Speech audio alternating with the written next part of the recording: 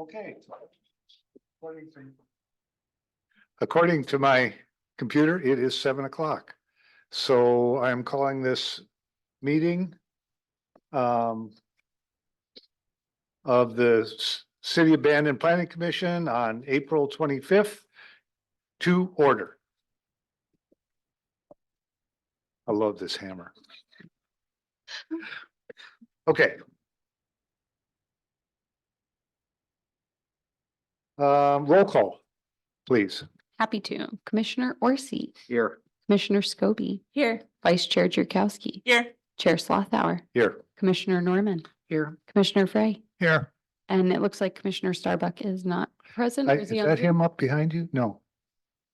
I can't read the names under him. I don't see him up there, and I Okay. did not hear from him, so I think he's absent. Okay. Did everybody read the minutes to the March meeting? Yes. Yes. Are there any corrections, additions, or objections? Hmm. Then the minutes will stand as approved. We now have public comment where the public can has 3 minutes. Actually, there aren't very many people here, so if you need it, you can have 4 minutes to talk about whatever you like. Keep it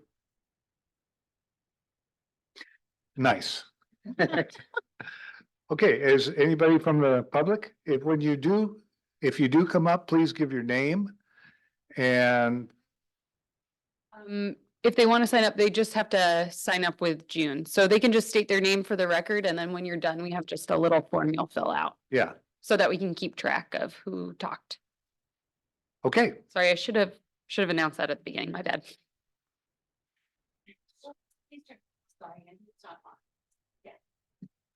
My name's Robert McLernan. I live here in Bandon in the Donut Hole. It's come to our attention that City of Bandon's taken a position that sounds and has been proven right now to be a little overhanded, as in not allowing any vacations for roads in our area. Now, the City of Bandon has sent a letter to the County of Coos saying you guys have a higher position than people that bought and paid for the property. And I'd like to know from you why you think you should and deserve that position, and why can't we work together and look at these vacations on a case-to-case basis that would make it better for all of us, as far as what the public can use, what the private people are developing. We've seen it happen with your new project over there with the lodge and all that. The vacations started for there in the city, but you don't allow them in the county because you have the power to. And we're developing our property and cleaning it up. There's been over 60 years of mess that I've cleaned up on our property. And the neighbors are 100% with us. We have the signatures. Another fellow that's wanting to speak that's on Zoom, Zachary, he'll speak about his, but I speak about Harrison Avenue. Harrison Avenue already has vacations on it where it's not a through route. It will never be a through route. It goes through a wetlands waterway behind my property, and the county had recommended to me to vacate that land because they would never use it. And it's through a waterway. And I've cleaned up the homeless camp back in there. I've hauled off over 150 tires at my expense that were back there from 60 years of neglect. And it was on county property that I took care of all this problem. And now in my process, I come and talk to Dana and, trying to get the paperwork finished for the vacation. And one of the things I need to sign off on is the electrical. And we've brought our own underground electric onto my properties, and are even willing to leave a thoroughfare for an assessment through there for power, water, sewer, if it ever came through there to somewhere else. But it's in an area that will probably never be anywhere else. So I'd like to know what your position is on it. I'd like to hear why, and I'd like to be in a discussion to understand how you think that, controlling this land for your future benefit, not for ours, is in your best interest and my best interest and the rest of our community there in the donut hole comes second. So, Okay, thank you. I mean, we can't do anything with that right now, but I think you'll have to talk with Dana and maybe we can get it on a meeting sometime. Look, well, my purpose is, apparently you guys haven't heard of this. that's correct. No. I certainly haven't. No, And I think it's overhanded and it's egregious that the city takes a position to tell the county, when we've invested thousands of dollars for surveys and all the other paperwork it takes to go through Coos County for this, and all of a sudden with a stroke of her pen, somebody has decided, well, I want to know who this somebody is so we can have a discussion and take care of it. And that's all. So sir, when you're talking about vacations, are you referring to vacation rentals? no. Okay. Vacation, Vacations is vacating land? vacating property Gotcha. and Public right away. some of it's roadways that were on paper from 1936 and some of them are, that's all they are. I mean, there's alleyways that are 10 foot wide from the horse and buggy days. There's paper, plots that were made in the 30s to sell land here cheap, as the history shows. And they were never, feasible to ever use. So, and, I'm one of the guys that had bought a few of the lots back there and cleaned them up and built a house and have, cleaned it all up for the neighborhood and everything else. And I just think it's pretty overhanded to take the position, a blanket position for the donut hole. And not to take it where I can meet with somebody and have a hearing and the things that should be afforded to me by this country. Thank you. Any other questions? Nope. Okay. I'd like to hear a little bit of the background on this gentleman's. We Good. can, usually Yeah. we don't have discussion during public comment, but I'm happy to talk about it. It'll come up a little bit during our planning department work program, and I'm happy to talk about it during my staff update. Okay, Cool. thank you. Thank you, sir. Okay, are there any other would you sign in over there, please? Anybody else? Anybody up there? Do we have to sign up on Zoom or how does that work? No, on Zoom, if you don't mind just saying your name and address for the record. My name is Zachary Coito. My address is, and proud to have just gotten it, by the way, 55003 Harrison Road. And do you want me to begin? Yes. Oh, okay. So, hi, my name is Zachary Coito, and I'm hoping that the Bandon Planning Department is familiar with my request to vacate Harrison Road. That's already in the hands of the county between 17th and 18th. And I was going to go on about the vacation. Then it occurred to me that we really haven't been introduced. So I just want to take a moment for you to get to know me. I want to say that I'm a native Oregonian, even though my current contact address is in Southern California. And my work has taken me away from the state that I love, and I've spent a lot of time working hard to come back home. I fell in love with Bandon on my travels back and forth to see my family and visit friends. And along the way, I realized that when I wanted to return back to the state that I love so much, I wanted to live and be a part of this community. So I bought property and began the process of clearing the land of gorse. We all know how that goes. And restoring it to what I believed at one time was a beautiful parcel of land that over a long time had just degraded. With that came a lot of fear from my neighbors, thinking that I was going to come in and cut down all of the trees and level the property and develop it. This wasn't my intention at all. The trees was what I was looking for, and a small piece of property to nurture.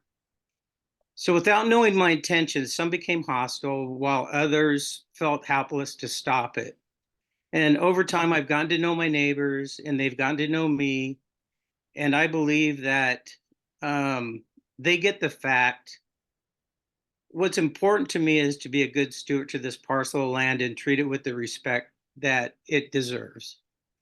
I truly hope that as I navigate this new life in Bandon, that the city also comes to know me like my neighbors have, and know that my intentions with bringing this parcel of land to its past potential is very sincere. And I sincerely hope that you would take a look at these UGB vacations on a case-to-case basis and know how much of a good steward that I've been to Harrison Road and will continue to be. And I also hope that in the short time that I've had to speak, that you could let your guard down for a moment and see that I truly want what's best, and consider that all folks are not trying to make things harder for the city, but we really want it to be a better place to live. And I also, just on a little side note here, want to thank Robert for stepping up for us. And I back him 100%. So thank you for your time, you guys. Okay, thank you. Uh-huh. Are you going to be able to stay till the end of the meeting? Sir, Yeah, sure, absolutely. thank you. Yeah.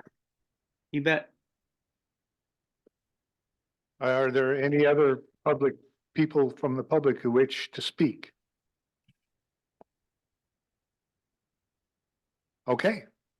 Let's move on to the discussions. The first discussion is we have a request to determine if an amusement arcade is a similar use to commercial retail sales and services or a recreational facility. Now, I assume that all you guys all read your stuff here and know why we're talking about that. Now, the person who wants to do it, I don't know your name. Neil. Neil. Do you have any comments? I'm happy to present the item if that would be helpful for you. Just to Sure. bring everyone who hasn't read it up to speed, potentially in Zoom land. So we did receive a request from Neil to have an amusement arcade, and that was sort of the best definition we could come up with for what he wanted to do. You can certainly ask him questions tonight if you need any more information. But would like to do it in Old Town, and in the Old Town zone, the commercial retail sales and services are outright permitted, and that was purposefully, when we did one of our code updates, left broad to allow for some interpretation around what may or may not be appropriate in Old Town. Another item that this could fall under is recreational facilities, including concert halls, theaters, and convention centers, which is a conditional use. And our code has a provision in it that says that the planning commission can make a determination. It's a similar use determination that if someone proposes to do something that doesn't, it's not explicitly stated in the code, that the planning commission can make the determination, provide guidance about how staff should process that application.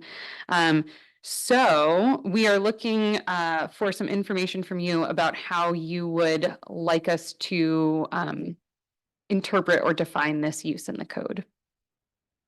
And please let me know if you have any questions. So it could be a business endeavor, a recreational endeavor, or an other, is that right? Yeah, I mean, I think you could find that, I forget what the line is in here, but it's that the use is of the general type and is similar to the particular use. So if you find that an amusement arcade is similar to commercial retail sales and services, then it would be processed as an outright permitted use. If you found that it was more similar to the recreational facility, then it would be processed as a conditional use. Unfortunately, recreational facility isn't defined in any greater detail other than to say it includes some other items, which is why we've brought it to you tonight to make that. Remind me what the items are under recreational. That would be, concert halls, theaters, and convention centers. My guess is that those are things that, when you think about our conditional use chapter, those are things that might bring in more traffic, might bring in more noise, might have more light associated with them, and would require us to go through a process where we might be limiting those sorts of things. And it seems to me that the other thing they all have in common is they have a one-time show when everybody Mhm. comes in at the same time. So the effect of more people would. That's a hit. great point. Do we know why some of You want to turn your mic on? Oh, sorry. Do we know why some cities call them commercial retail and others call them recreational facilities? Yeah, I mean, I can speak to, I don't know exactly why, but I'll tell you, I did just a little research to figure out how other cities were permitting or not permitting these things. It does seem like other cities allow them in the general commercial zones. There are some cities that seem to allow them, like I think of Seaside as being another city on the Oregon coast where that is permitted, throughout their, more tourist destination heavy areas. There were some cities that did have actual outright prohibitions on arcades. Those were generally in more neighborhood commercial zones. I think in that case, you're worried about the impact of or noise or traffic associated with some sort of amusement arcade. So my guess is that's why, but I have not spoken to anybody to know if there are specific reasons why one would not want one. And you said the Seaside Arcade is considered commercial retail? Did I- That's my understanding, That's your yeah, that understanding, okay. it's Seaside. I haven't actually been to Seaside. I just No? know I've heard that Quite- they it's have quite an arcade. a lot of arcades there. Quite an arcade. I hear it's like the Jersey Shore, which I'm much more familiar with, so. Dan, when I was reading this, I wondered about how the Arcade Tavern, it has, The Uh, name arcade, it has video games yes, and then, there's, video lottery. yeah, well, video lottery, but Mhm. it's, could be similar or something similar. The Asian Gardens has something similar Mhm. and, Smooth Bores has something similar. The arcade has a pool table. And that's conceivable that those items would be available or something similar would be in something like this. How is the Arcade Tavern classified? I mean, I think they're just classified as a commercial retail sales and services. They would Okay. fall under the sort of eating and drinking establishment that we wouldn't have. this, then I would say that this would probably fall under the same kind of thing, That's because it's already there. to decide, yes. I think the scale is different. I think I read there are gonna be 45 arcade games.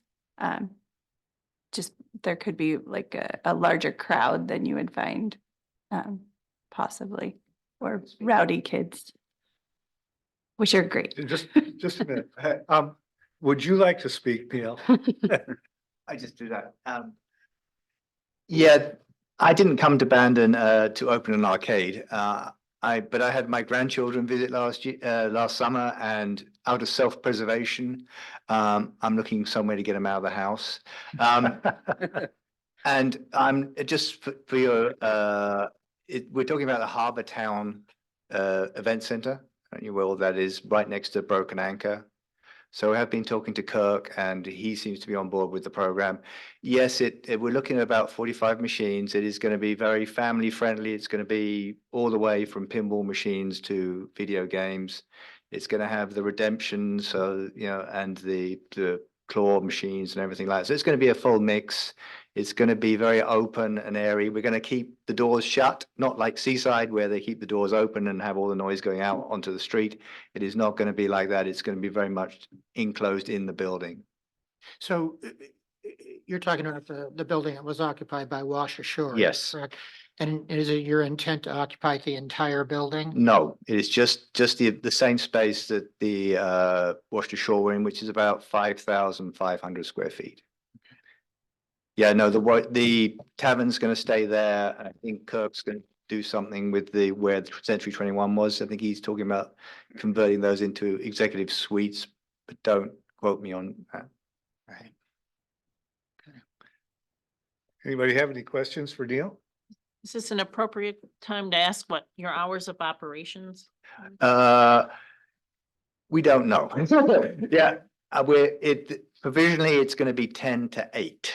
But the plan is to be open all year round because it is one thing I want to see it as a benefit to the community Sure. to provide something for people to do on those rainy days, and it'll be something to draw people to that end of town. You know, Laurie's doing a great job with the warehouse at that end of town. This would then be a draw to bring people up to the other end of town and maybe actually park in the parking lot at the end of town. Yeah. The empty parking lot. The empty parking. The, any more questions? I just wanted to hop in that I looked at the Seaside Code just to be sure. And they define, or in outright permitted uses, they have amusement and entertainment enterprises, which that's what I'm guessing the amusement arcade is. And then they actually list recreation activities such as auditorium, convention hall, gymnasium, or swimming pool separate. So just sort of food for thought. Oh, so they have the third classification there. Yes, and then they also, gosh, this is so interesting. They also do have amusement enterprises, but defined more specifically, such as games of skill and science. Thrill rides, penny arcade, and shooting galleries is a conditional use, so separate from the amusement and entertainment enterprises up in the outright permitted uses. So anyway, if you're doing games of skill and science, conditional. That's Interesting. kind of nebulous, but yeah. So what would be the Every- consequence if we thought it was a good idea to add a third category? So I think what would happen is if you, like, you're saying that you want to define amusement arcades separately, that would require a change to the code. And what would happen is if you wanted to call out amusement arcades separately, then you would have to decide which zones it would be allowed in, because this is where it comes down to, if you allowed an Old Town commercial as an explicit use, then you couldn't allow it in any other zone and define it as commercial retail sales and services. Mhm. That would be the change there. Yeah. Yeah, I know my tendency is to permit it I think it should be permitted, but as a conditional use. In which case we have the ability to put some conditions on. Whereas if it's outright permitted, we don't. Right.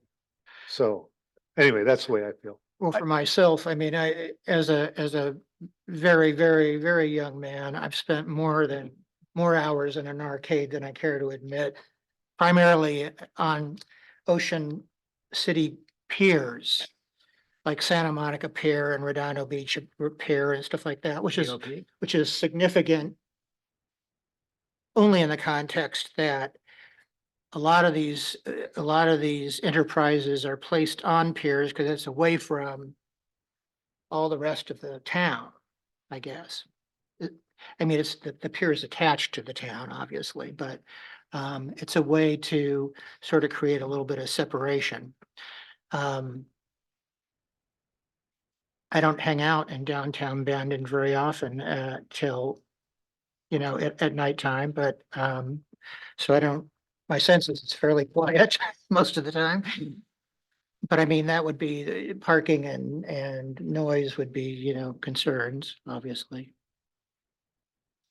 That says nothing to the whole issue of whether we need 2 categories and if so, or 3 categories and.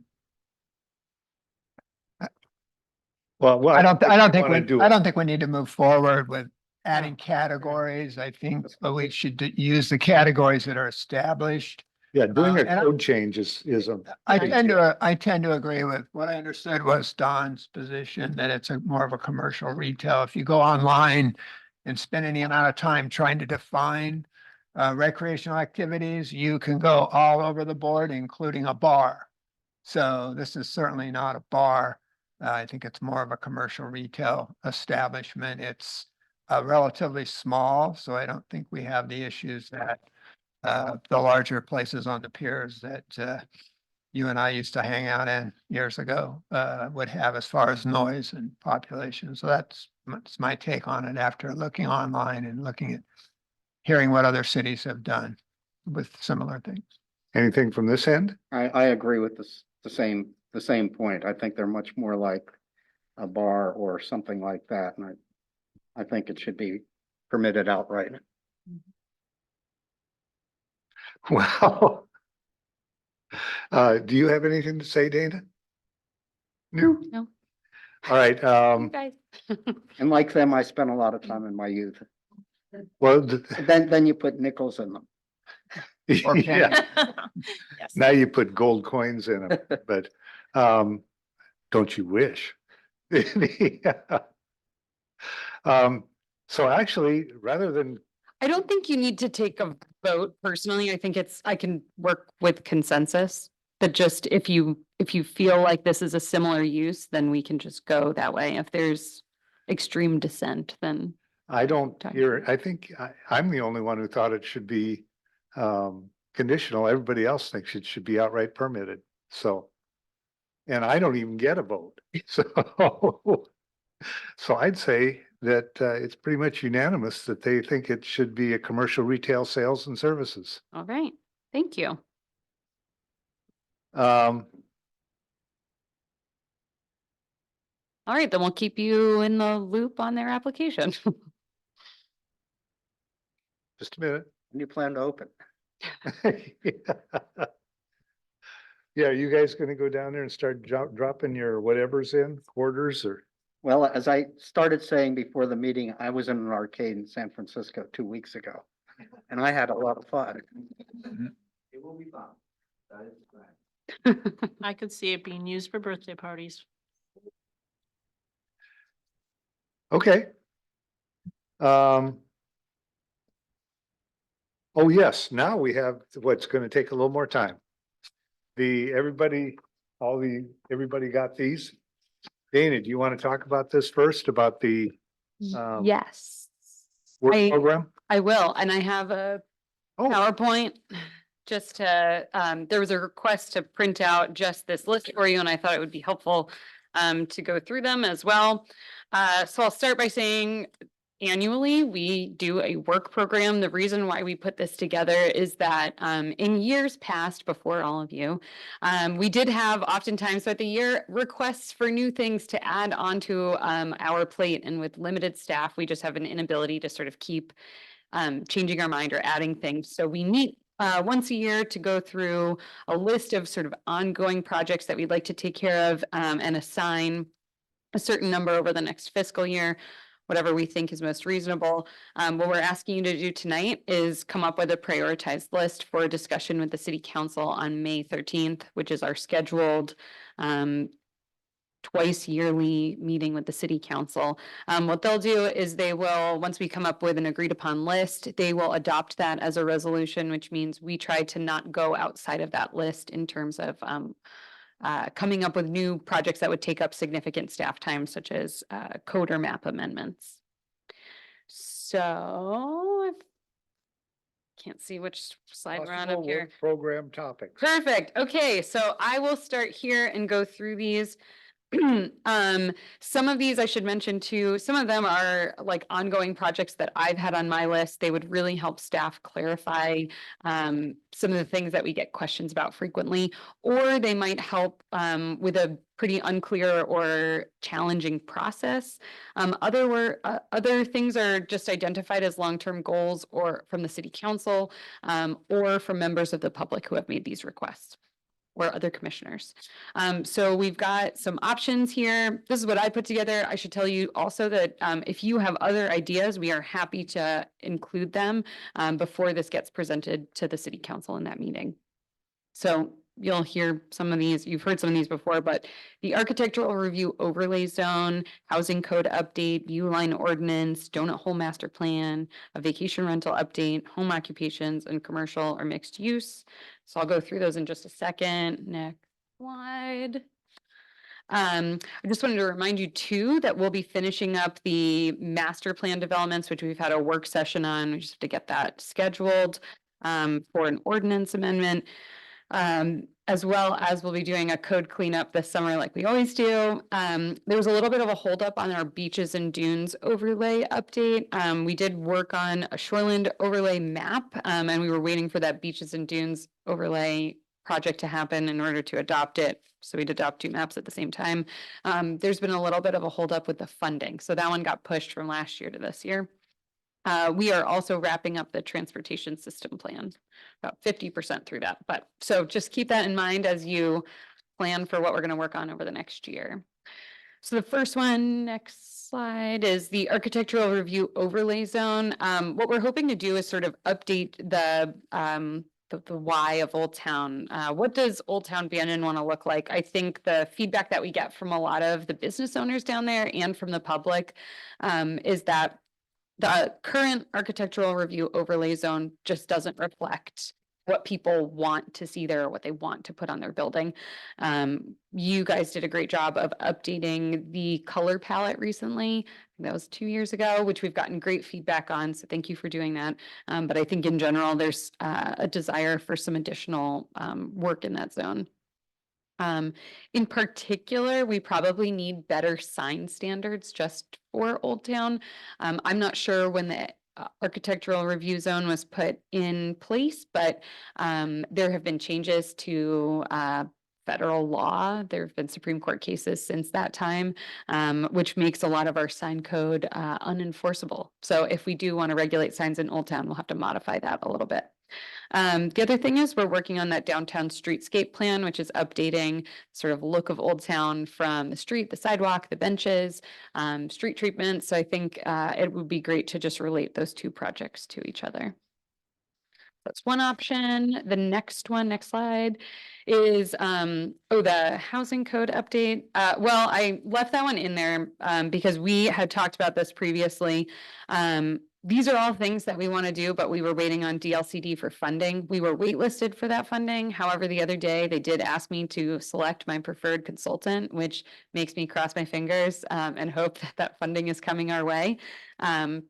If we are successful in getting that funding, I think I've heard a priority expressed in the past that updating our housing code would be important. So we'd want to accept that funding and add this one in there.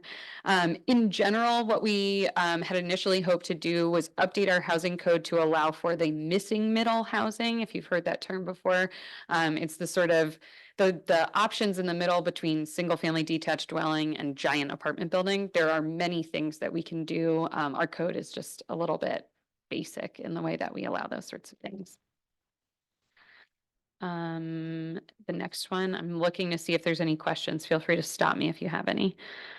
The next one is the view line ordinance. This came up a couple of years ago in our code cleanup, but ultimately I think the commission and the council decided they wanted to take it out of the code cleanup and put it off to the side and deal with it separately. The view line ordinance is west of Beach Loop Drive. We essentially try to draw a line between all the buildings that are out there and not let any new development extend past that line. We have been pretty adamant that nothing gets built past that line, which means no decks, no fences, no sheds, which can be really challenging for people who live out there who have dogs or, want to have a hillside and want to be able to build a deck or something. So there's a request to just update it and make it a little bit more reasonable. Also, I should note that right now, because all new housing is subject to clear and objective standards, we actually can't enforce our view line. We can only enforce it for accessory structures, not for the actual house itself, which means that people out there are sort of vulnerable to someone building something really close to the bluff's edge. And just totally getting in the way of all the work that the city's done for a long time to protect that view line. And I should also say that my understanding of the history of the view line is it was put in place not only for some view protection for the property owners west of Beach Loop Drive, but also just to protect those views in general for people looking up from the beach and people trying to view the ocean from the street. It's there to just maintain more open space generally. Dana, the view line, Yeah. correct me if I'm wrong, the view line, current view line ordinance. I don't recall that it discusses views from the street. It doesn't, but my understanding is that's the origin of it. So our comprehensive plan has a whole section called scenic resources inventory. And so we did the scenic resources inventory of all the great views from Bandon, and we want to protect those. And part of that was some of the houses on Beach Loop Drive actually have view easements between the houses, which means you can't build anything in that easement. And part of it was to protect views from the street as well. So I think it's sort of morphed from protecting views generally to having this view line ordinance to prevent other structures from being built further out that would just totally eliminate someone's ability to see the ocean as they're driving down Beach Loop Drive. But it's unenforceable, basically. Right now it is. Okay. Yeah. Great question, though. The next one, and I think this is one maybe people will be interested in, is we have applied, if you go to the next slide. We have applied for a transportation and growth management grant to fund I'm calling it the Donut Hole Master Plan. It would essentially be an update of a plan that the city put together in 1991, which is the South Bandon Refinement Plan. If you haven't seen this plan before, it is just how the city will build out when and if the Donut Hole is ever annexed into city property.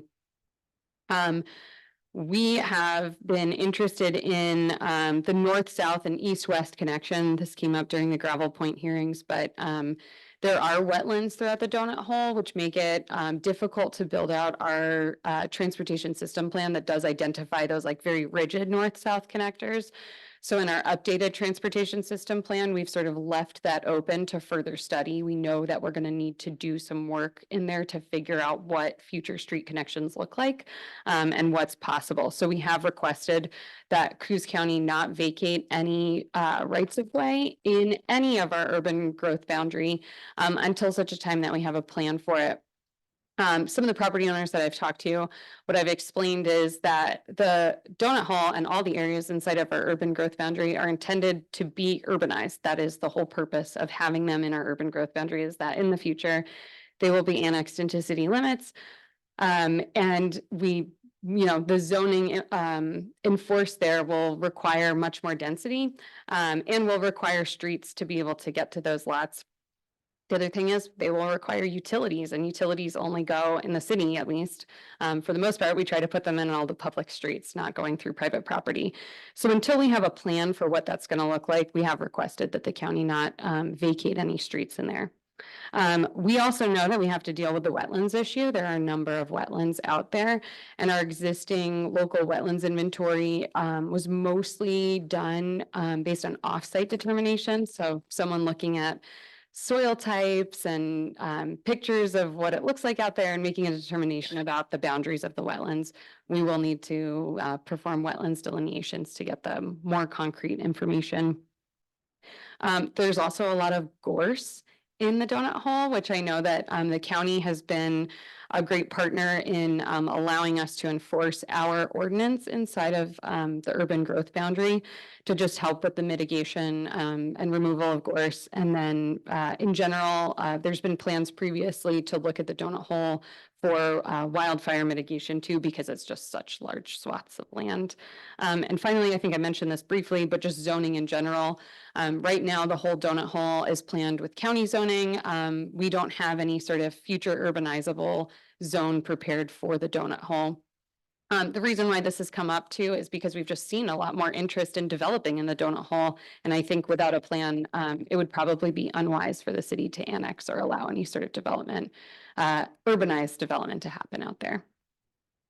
So that one is probably more of a grant contingent project, because you can see I've given it a level of difficulty 5. It would be a more challenging project to take on.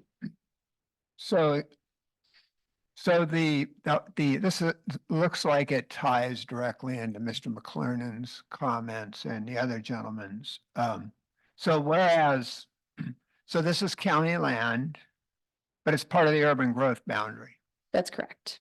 And whereas the planning commission has, if I'm not mistaken, nothing to do with vacations of property, without having asked the county to forego vacations in the donut hole, what would normally have happened if Mr. McClernan had asked for a vacation if we weren't looking at a long-term donut hole master plan? I think, well, so the city has an urban growth management agreement with Coos County, which says that they'll notify us of any proposed street vacation. So they would notify us and we can write a comment, and that's what happened. So we wrote our comment that we would request that they not vacate any streets until we have a plan for what is going to happen in there. I think with how we've talked about it is it's pretty easy to vacate a street. It's really hard to get it back. So if you have them, you don't necessarily, and they are needed for urbanized development, you don't necessarily want to let that go. So even though this is not part of the current city boundary, sounds like we still have vacation rights. It's in Or- our urban growth boundary. So if it was in true Coos County, like not a And we future have land, nothing to do with we it. wouldn't, yeah. And so even though the planning commission has nothing to do with this issue of vacations at this time, we are being asked to prioritize the donut hole master plan. Is that- It's an option for you, so it doesn't have to do with vacation. I mean, the donut hole exists regardless of a vacation. What happens request. to Mr. McClernan if he doesn't get a vacation? The right of way that's there just remains as is. There is an existing right of way. And what would the benefit to Mr. McClernan be to have a vacation? So when you vacate a property or vacate a street, for street. example, the street or the right of way is an easement over private property. And so the 50% goes to properties abutting, if that makes sense. No, I They don't. own the property.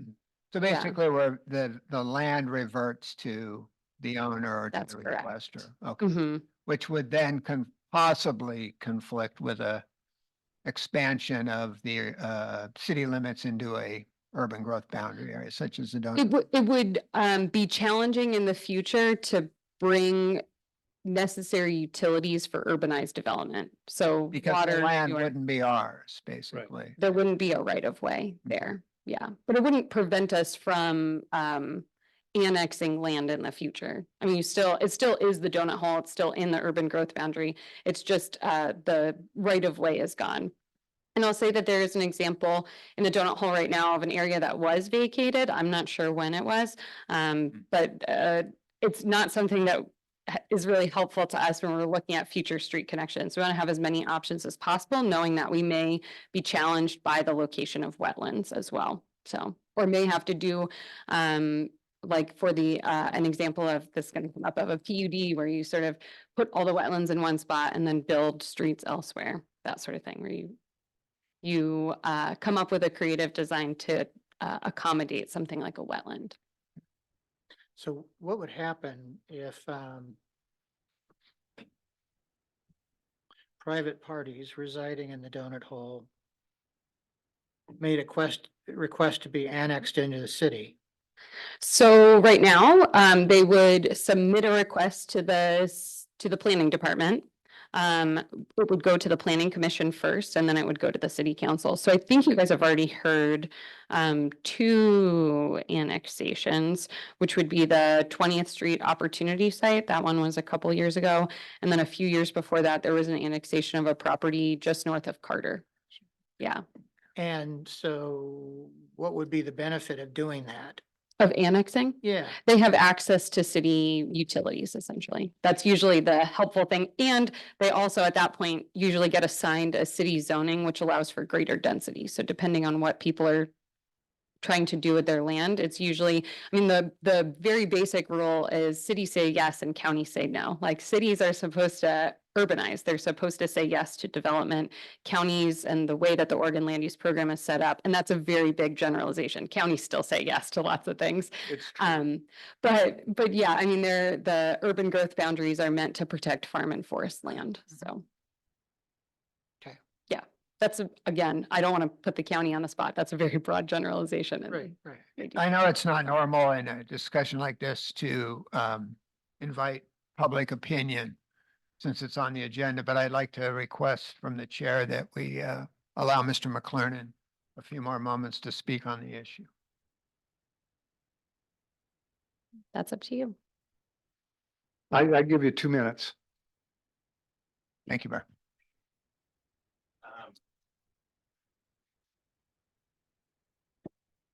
In what I'm hearing, I understand and fully support Bandon's reasonable growth. Historically, in the donut hole, there's a faction, which is the preponderance of people there that don't want to belong to the city, merely from the fact that they've invested over the years into their own wells and their own septic systems. They're usually larger lots, not usually what represents itself in the city, because since they're on septic systems and wells, they need more square footage to be able to build with those items. So there's quite an investment that a lot of people have out there. And the city has always had a identity crisis when it comes to representing themselves in that area. To get people on board with becoming part of the city, they'd have to have some guarantees that their wells aren't going to disappear, that their septic systems aren't going to disappear, and they aren't going to get an apartment building next door. And these are what people that have built in the county and in the donut hole, they like to have a plot of land where the deer and the antelope run and all that good stuff. And for myself, my neighbor, 30 seconds. my neighbors have been 100% supportive of getting rid of the end of Harrison Road right there, because it was just somewhere where the homeless people go, and traffic gets sent through there on Google, and there's nothing there except to turn around, or if you're a squatter, you find a little cubby hole and put your little tent up. And then I call the city of Bandon PD, who comes out and tells me they can't do anything about it because it's a county. And so by the time the county gets a sheriff Time's out up. there, they go back over to the city, and it's just been monotonous. So, Okay, but all I want to do is get due process. If we have a case by case scenario instead of a blanket coverage like has been thrown on the mess, you don't throw a blanket on a fire, you're gonna have a bigger fire. You want to systematically put out the okay, fires. we get the idea. Thank you. The, Thank you. but actually, I'm kind of with the planning commission, or the planner in this case, in that if we do piece by piece and just get rid of pieces here and pieces there, then it severely limits the future options. And, maybe someday they will vacate it, but my personal feeling is, let's wait. So, Well, And I can appreciate that, however, sorry. no, go for it. I can appreciate that, however, I have to say that their money is investment, and people are making an investment in this area. And for the city to take this position, you're gonna find that the money that comes here to invest in your little project and everything else that's going out there for the lodge and all these other things is gonna get a bad reputation. So think about that. so I think that one of the dilemmas here, it sounds like, is that or speak into your mic. it gets a little loud in here when I speak directly into them. At any rate, so the prospect that the city will annex the entire donut hole into the city limits is probably years away, Yeah. if it happens at all. And so what do private parties do? I mean, it doesn't sound like, even if his property was in the city, that wouldn't be helpful to him because he doesn't really want to be in the city. Well, I guess my point is when people buy a piece of property, they know what the boundaries are Mhm. and they know where rights of way are. And I don't think it's fair to the city and to the planners to say, oh, okay, you can have this, or you can have that. We'll get rid of this. I mean, and cutting off the options of people. And I mean, people, when they buy their property, they know what they're getting. And if they don't want it, don't buy it. Could I speak for a moment? Who? Zachary, you asked me to stay to the end of the meeting? No, I think we're done with the discussion. I think we need to move on. Oh, okay. Next item. So then there is also the vacation rental dwelling update, which was a request from Commissioner Frey. So if you feel comfortable, maybe I'll let you give the pitch. Otherwise, I'm happy Sure. to. Okay. Yeah, I'm meeting on, here's my thought on vacation rental dwelling.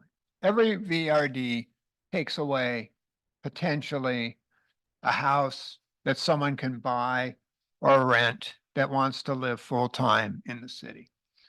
And in the last 7 VRDs, which the Planning Commission approved the CUPs, and I believe they rightfully approved them because they followed all the guidelines. But of those 7 VRDs, 6 of them were from people who had purchased the property 6 months or earlier. So what we're seeing is continued people coming from out of the area or out of state to make money on VRDs, which some would argue is their right. However, my position is, and I'm meeting with the city manager and Dana on Tuesday. I need some data from the city. My position is that there is an overage of VRDs. There is a surplus of VRD rentals. I see many, many VRDs that aren't rented at all or very rarely. So if we have a surplus of VRDs and the data proves that out by moving the requirement to postpone applying for VRD CUPs until 3 years after the purchase of an existing home, which would dovetail with what we now have for new home purchases. So we'd be following what we already have for new homes. The city is not going to lose any TOT because there's already a surplus of VRD rentals available. So we don't need more VRDs, and those potentially or those potential VRDs that someone might have bought for VRD purposes would still be on the market, perhaps for people who want to live and work full-time in the city of Bandon. So that's why I've asked to put this on the agenda, and I'd like to see it discussed with the city council. I've already spoken with some folks on the council, and they're interested in hearing this also. Okay. I'll turn my mic on. I'll just add to that. I added one thing that if we did do a VRD update, I would recommend after recent discussions, I talked to the city manager about it. And I would recommend that we require as part of the VRD ordinance, like opening it up, that we require an annual operating permit. So this is kind of a mixture of what we talked about in the past, like completely taking it out of the land use section and just having the sort of business license versus keeping it in the land use section. We could do something similar to what we did with mobile food units, which is they get their land use approval, but they also have to have an annual operating permit, which means that they have to prove that they are still meeting all of the requirements of the city's code. So So- that would help us with the situation where we may have VRDs that really are not bringing in or actually renting for the 10 days. I'm not sure if it would get quite at that. I think that's what Bill's proposal gets at, but what it would do is we've had some questions about, we put these conditions of approval on, but do they actually follow through on them? And there have been questions about the safety or inspection of homes. That's what it would help out with, is you could set a requirement that you have to submit these things annually for review to ensure that that stuff is a continuing obligation of the person operating a vacation rental. So it might help tighten things up the way we wanted that. I think, well, I Well, we're hope so. I would imagine it would give us the flexibility to add certain restrictions on every year. that they would then have to meet. I think that as well, like that's something that came up as an issue was the size of the trash can. Now, I think normally that would probably just be covered in like people were just having these overflowing trash cans. It wasn't, it was something that when we talked about it originally, I said that probably doesn't need to be in the ordinance. It makes more sense to just put in an annual, like, this is what you have to do. But because we didn't have that the last time we did the ordinance, we required that all vacation rentals have a 96-gallon trash can, which yeah, so I think there's places where things make sense when they're land use related to be in the land use chapter. And then there are just sort of the ongoing requirements that don't necessarily need to be land use, if that makes sense. Business requirement. Business requirements. So how many more items are there to consider? I think just two more. So I'll go through them briefly. The next slide. Home occupation, I bring this one up every year. It would allow for the use of a residential property for certain business types. Right now, we just have very limited ability for people to have home occupations. My idea from copying many other cities' codes is that you have a type 1 and a type 2 process. Type 1 is outright permitted. Those are things that have no permanent exterior evidence of use. We do have some of those around right now. That would be like home offices, art studios, maybe you're sewing, professional services, but you can only have a small nameplate, can't have any sign, and you can't have any cars coming and going right now. You can't have anything else that lets anyone know that you're doing anything in there. What we don't have is this sort of type 2, which you could do as a either a conditional use or the type 2 where we send notice to the neighbors and give them the opportunity to appeal. Those might include, and these are just examples I pulled, but catering businesses, dentist or medical, one employee, just to clarify, massage or barber services, dog grooming, machinery repair. Generally, other codes allow for those sort of small scale industries to happen on site. Usually there are parameters around it, like no more than 25% of gross floor area, but it would allow someone to build an accessory structure and do something out of that on their property. There are some codes that would allow there to be one employee or maybe 2 employees, depending on, there was one that was up to 5 employees, would be up to you guys to determine.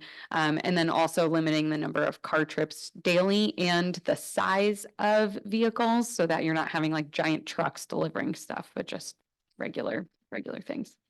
Okay, so that's one other option. And then the last one is the commercial or mixed use PUD. That's the planned unit development. Right now, what our code allows is a residential planned unit development with just a little bit of commercial added in.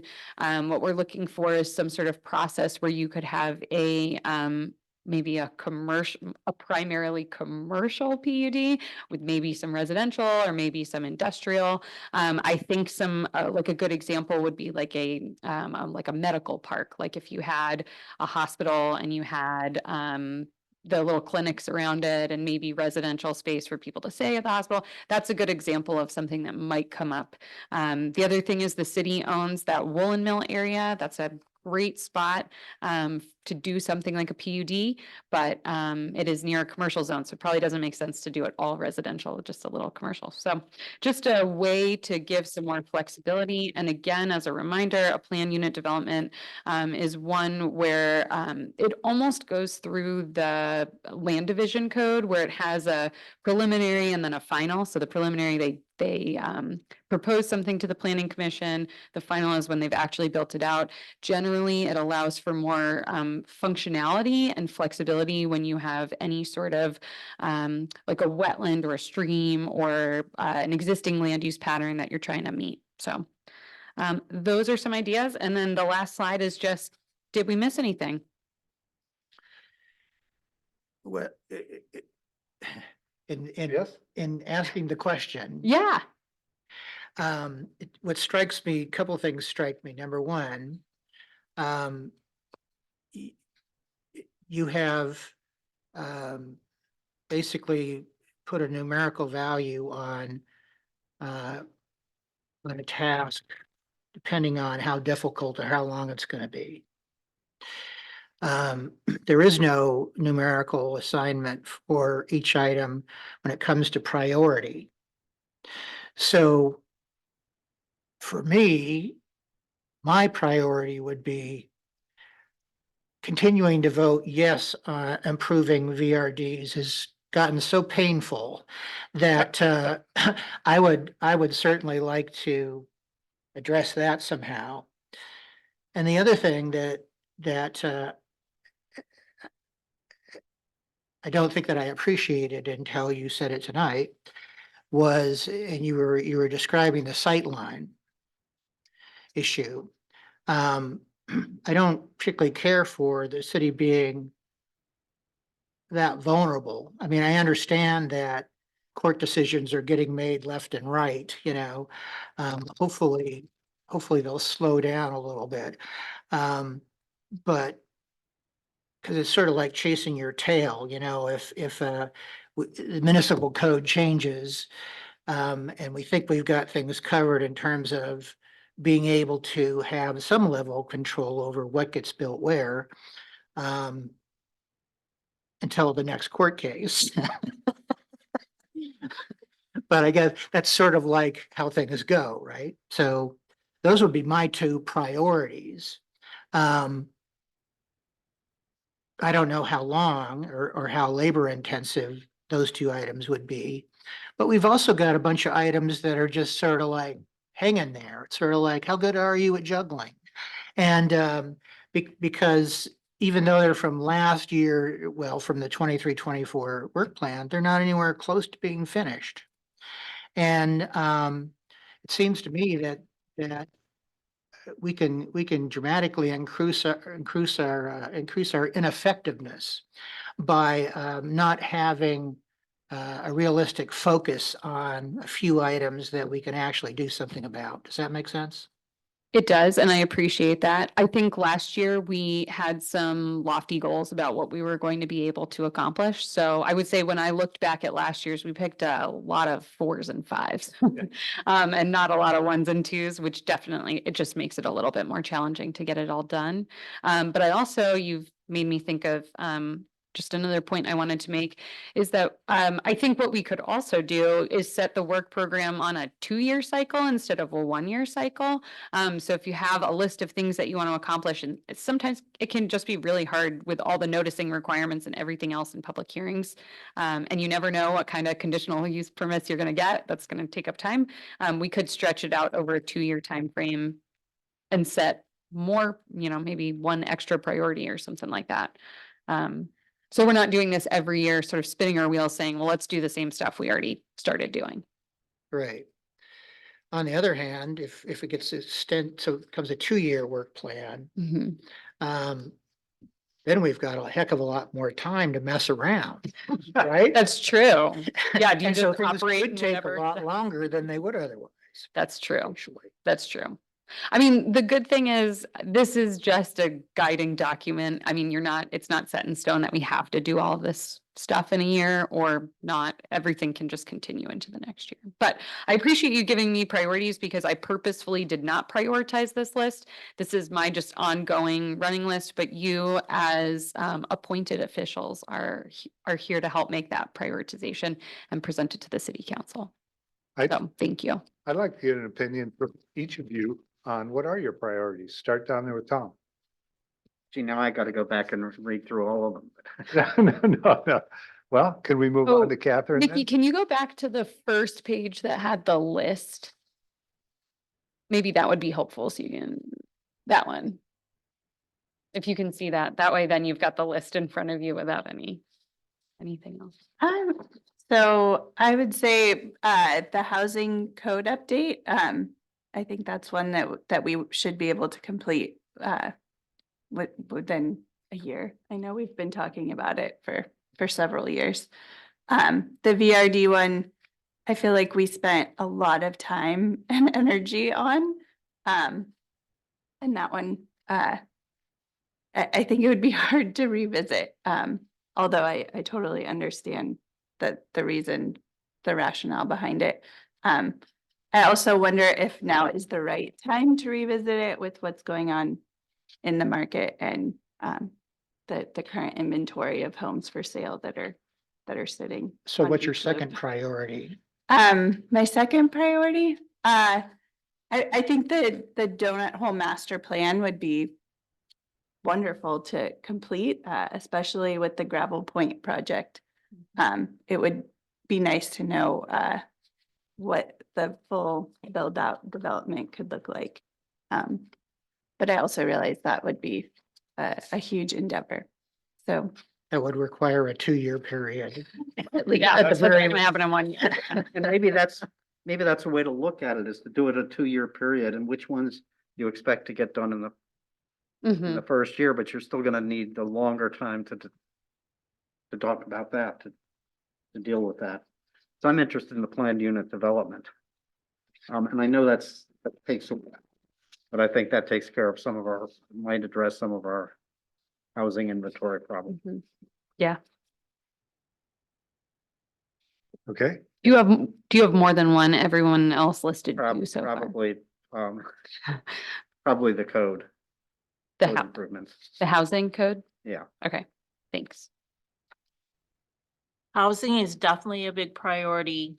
I think that the housing code update, but I also do think that if we had a change in the VRD to require people to own the house for 3 years prior to having be a VRD, although there probably is more real estate available now and with interest rates high and all those other things, it's hard to say how many of them would actually sell, but to have more available would be probably to the advantage of those who are trying to purchase a home to live in the area.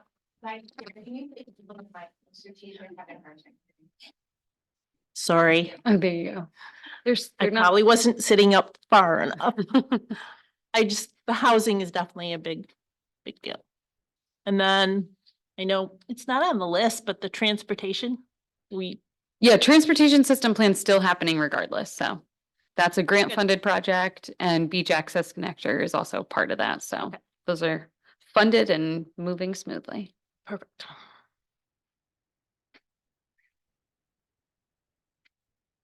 I think I've shared my opinion. What's your opinion? I'm a chairman. I don't have opinions. Sure you do. No. Actually, the ones that I was kind of looking at were, I think VRD is important, but I think we should wait on that and find out what you find out. I mean, there may be nothing there, once you start looking at it. And, but I think the housing code and the PUD are my two would be my two. And then the other ones, the home occupation is a simple one, just decide. Again, the donut hole master plan is a huge one. Mhm. And so it should be on the list somewhere, but anyway, those are my two top ones. Yeah, and I think I mentioned this during my presentation, but the donut hole master plan and the housing code updates are most likely gonna have to be grant funded projects. They're just a bigger push than we can do on our own, Right. so. Right. We can always just put an asterisk next to them, like, we're interested, but. But, okay, more. Gordon, you're good. I already shared my opinion. Gordon already. I have a question. First. We discussed, updating municipal code 1796-020 as far as parking on hotels.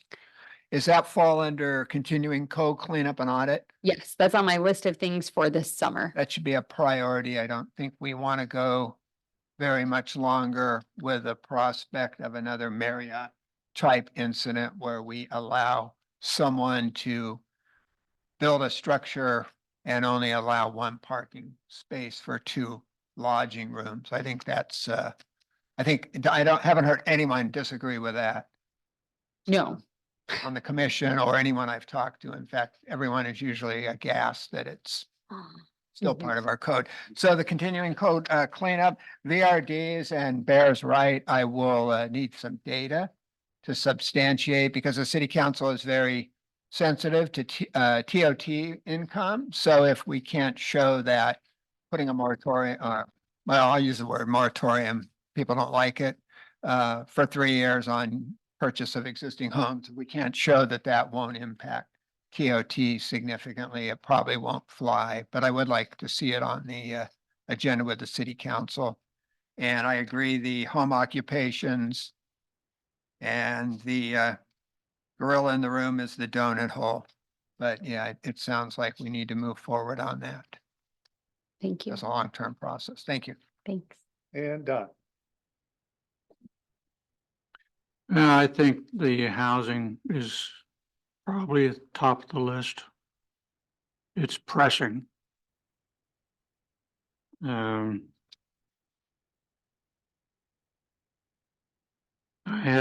have mixed feelings about the donut hole because I live there.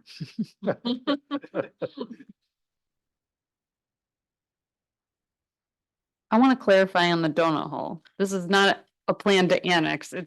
I just like putting it out there. The city has no plan to do that. It's just that if someone requested, we want a plan in place to know what it's going to look like. Yeah, I understand that. Don't get worried. Well, we have a plan in place, right, from 1981.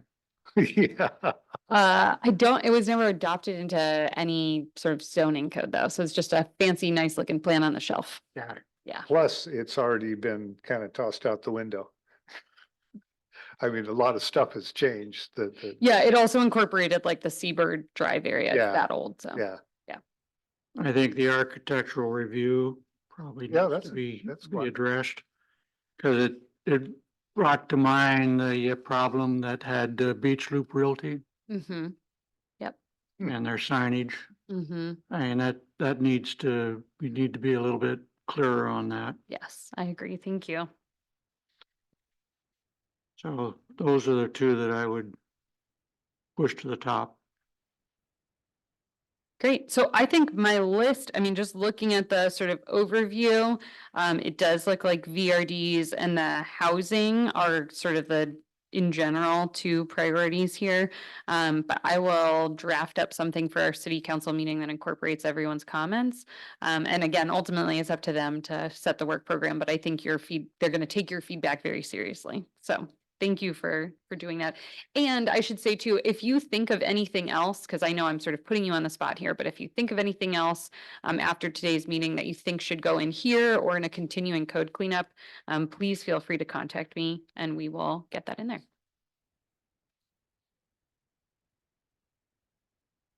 Okay, do we have a planning department report for this meeting? I know, there was one meeting where I forgot the planning department report. I just wanted to let you know about the many grants that we are applying for. So I did already talk about the Donut Hole Master Plan. We did also apply for some funding a while ago, but I'm not sure how much I've reported on it, through DLCD for some NOAA funding to look at drainage on the South Jetty, and then also for the Jetty Trail. So we want to do a trail along Jetty Road, the first portion of that project, which is just the Edison Ave end cap, which is really just a block. It will take you from the end of First Street around to Jetty Road. We're hoping to go into construction this fall. The section along Jetty Road until you get to Redmond Pond is really challenging to build out because of the drainage issues that we have in the South Jetty area, and our seawall that's there that would require an immense amount of permitting. But we do want to bring the trail on the north side of Redmond Pond to connect you out to the Jetty parking lot. So we've applied for some funding to come up with a drainage plan, a stormwater management plan for the jetty, and then also for the preliminary engineering for the Redmond Pond Trail. We'll let you know if we're successful in that request. We are also interested in applying for some funding for the beach access connector, which if you were not in attendance last night, we did have an open house here at City Hall to discuss the transportation system plan and that beach access connector. There is a grant program called the Oregon Community Pathways, and it is this year it's all federal dollars, but it's up to $6 million for a pathway project. So we've got that on our radar, and we are going to try to tailor our plans as much as possible to be able to apply for that. We also are applying for a RARE AmeriCorps member. RARE is Resource Assistance for Rural Environments. If we are successful, we'll have someone placed in our office for 11 months. Usually they're a post-grad student who's just really enthusiastic. I was once a RARE here in Bandon. So the cost of that is $26,000, but for an entire year of service. And so we are looking for grant funding to cover $10,000 of that. We'll let you know if we're successful. The other thing that I wanted to let you know about is Gravel Point was appealed to LUBA. I don't think this was any surprise. We sort of knew that was coming. The city, so I think I put this to you in an email just so you're aware of the process, but I'll reiterate now. ORCA, the Oregon Coast Alliance, appealed the project. They're called the petitioner at LUBA, which is the Land Use Board of Appeals. The city is called the respondent. The applicant's attorneys have filed a motion to intervene. They are called the intervener on behalf of the city. There's all these titles. Once we received their notice of intent to appeal, the city had a prescriptive amount of time to prepare the record. The record is compiled of everything that we received during the Gravel Point hearing, including minutes and scripts and every public comment and just everything. And so we have mailed that off to LUBA as of April 18th. We will be waiting to see if the petitioner objects to our record. If we've missed anything, that's what they'll do. And we'll have to go back and fix our record before everybody agrees on it. Once they do, there's a period of time in which the petitioner gets to submit their argument, I believe is what it's called. They submit a brief sort of outlining why they're appealing the decision. Then there's a period of time after that in which the city and the intervener on behalf of the city get to respond. And then LUBA makes their decision. On their website, it says usually within about 70 days of an acceptance of the record. So we will continue to keep you in the loop if there are any objections or if the record is accepted and where that project's at. Does anyone have any questions about that? So, an appeal beyond LUBA would go where? Or are they The the same? circuit court. Circuit, okay. Yeah. Ultimately going to the Supreme Court of the United States. No. Potentially. At this point, maybe. You said you were once rare here. Are you well done now? Yes, I am. I feel well seasoned Yeah. many years later. If there's no other questions about LUBA, the other update that I have for you is that we're doing a process update. Nikki and I have been working with the Public Works Department to streamline the residential zoning compliance application. I don't think any of you have tried to build a home recently, but it can be a very confusing process. Oh, you built a street. She knows about it. Yes, it can be challenging because a person comes in and usually when you're building a house, that's the only time you're interacting with the planning department. And so you don't know how to do anything. A lot of the other applications that are out there for conditional use permits, whatever else, there are consultants that are well-versed in how to do those. So we are trying to make our residential zoning compliance application process much easier. So right now you come into the planning department, you get your approval, but then you go to the county and get a building permit. And then you go to the Public Works Department, you get a couple of their permits, and then you have to go up front and file. So it is a challenging thing to navigate. And so we are trying to combine it into one permit for us. The building permit will still be separate, but at least we can I think streamline things that way and make it just a lot easier to understand.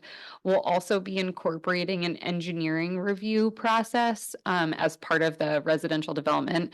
And that we are hoping to do because we've had a number of applications that have gotten through planning and public works, but then we see a lot of issues out in the field and it ends up being really frustrating for the property owner who wishes they could have avoided this issue and for staff who ultimately end up spending many hours trying to fix the problem. And so we're going to bring engineering in pretty early to review those plans and make sure they're accurate. Those have mostly been due to grading and drainage. So the height of the building, building your foundation too tall or bringing in fill, inadvertently raising your property up, and then creating some sort of stormwater impact on your neighbors, which you have to figure out after you've built the house how to mitigate. It's kind of a nightmare. So we're just trying to stop that early on. So any questions about the process update? I just have a comment. Yeah. I think it's a great idea. Thank Yeah. you, thank you. Yeah, and we are hoping to roll that out with the adoption of the new budget, so we'll wait till the new fiscal year for all that stuff to happen. And finally, my last update, which is not on here, but wanted to let you know that Nikki drafted a wonderful letter to all of our vacation rental owners and operators. Just a reminder to them of their ongoing obligation to meet the city's code. If you remember in September, I believe it was, we passed a vacation rental dwelling ordinance update that included a number of regulations that were going to be applied to all vacation rental owners, not just new vacation rental owners. So we notified them during the process, but now that it's becoming busy spring and summer season, we're starting to see a lot more complaints, again, mostly around trash. So this letter reiterates that you have to have a larger trash can, you have to bring your trash in after trash day, and provides information from the planning department about how to learn more, how to file TOT, how to change your contact person. So we're just trying to get that information out there. Hope to get it out in the beginning of May. So hopefully any of you that have complained using our host compliance software will not continue to see issues. Any Is that questions? working pretty well? I think so. I think we've used it we've only had to use it a few times. Usually the violation letter, it's the easiest part is we get notified if there's a violation. So if someone has started renting their property, we click a button that says send a letter, and the letter is very friendly and says, you might not have known, but we have these vacation rental ordinances. Contact us and let us know, you know, what's going on. And most of them say, oh my gosh, I'm so sorry, I had no idea. And that's the end of that. Right. It's very So, easy. so what you're calling a violation letter, Nikki calls a really nice letter. Is that Oh, right? well, Nikki's letter is really nice. It's not letting anyone know they have a violation. It's like, hey, you have a vacation rental. We're friendly planners. And we're only not friendly if you break the rules. So, Got it. but I think I've shared, I am happy to do a little, I would like to show you how host compliance works a little bit. There's some stuff that is sort of proprietary and would give away our secrets about how we track them. So I will add that to my list to give you like a screenshot presentation of what's going on so you can see what we see. Cool. Thank you, Dana. Yeah. Any questions? Quick question, please. Is Yeah. the playground equipment replacement moving forward, or and the weather's gotten a little Yeah. inclement? It's not great weather right now, but it's still moving forward. So next week, the playground equipment will be installed between May 1st and May 3rd.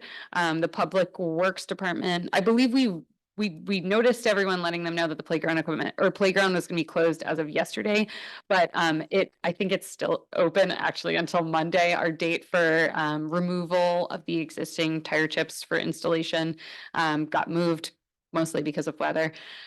So they'll be doing that at the beginning of next week, and then installation from the 1st to the 3rd. It will remain closed until May 7th, and we'll reopen. The city's going to do a little ribbon cutting ceremony on the 7th to reopen the park. So I was really disappointed to see that we were putting the tire chips back in. Can you speak to why they're past their usable life? The ones that we have now are not past their usable life. So we did look, and the tire chips were purchased in report 2016. That Steve put together wasn't correct. The tire chips are from 2016, so their useful life is 10 years. So we've got a couple more years in them. The cost to remove them ended up being, we got some estimates for over $20,000 just to dispose of the rubber tire chips, which we just don't have money for. So the option is sort of, unfortunately, like close the playground or I thought the former Mhm. city manager implied that we had adequate funds to do everything. Is that a We- misstatement by the former city manager, or is it my misunderstanding? no, I think both are sort of correct. We got more information. The cost of removal of the chips was not built into our original estimate. So the purchase to buy new chips was about $20,000, which we do have in the budget, but we don't have the budget for the cost of disposal. Very disappointing, I understand. extremely. And I'm not a child, I don't play there, but the smell is enough to keep me I- away. I understand. Yeah.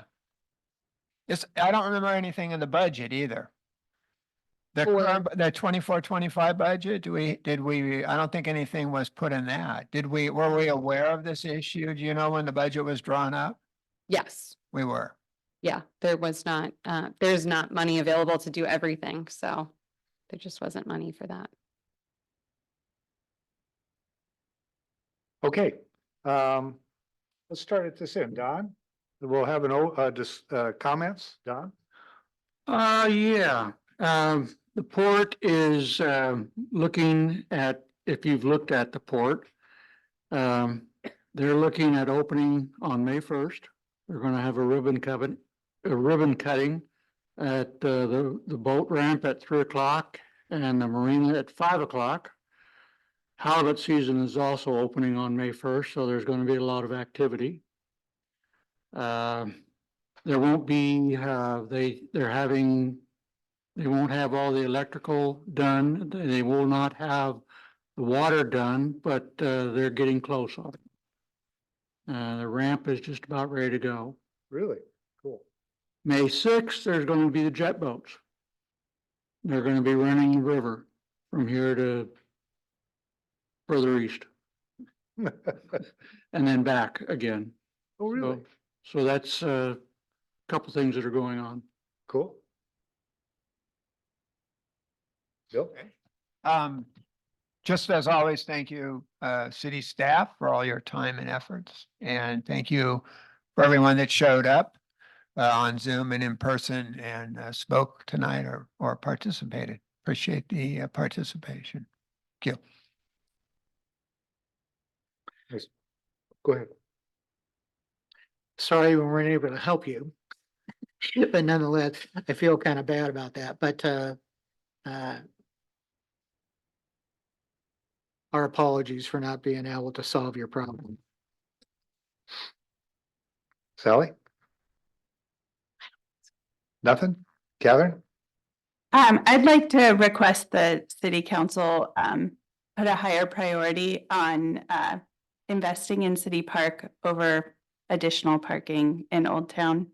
I believe that they recently, or in the last few years, bought a lot that is on the wrong side of the highway. Maybe we could sell that and invest in a safe and welcoming playground for our children. Tom? I just want to say that I think yesterday's TSP open house went very well. I thought it was glad I was there. Okay, does anybody have anything else? If not, I'm going to adjourn the meeting at, come on, 20. 8:26. Recording stopped. We need to close the river need to other boats or? gavel skills. Why? No, I think they're We're gonna break there's something. not supposed to be much. Oh, that was in the gentle, that was gentle. of the. Season is halibut and more deep. Yes, sir. Yeah, and there's gonna be some weather issues. I mean, no, the reason I stopped was because So the bar is gonna be tonight. probably And closed. being that,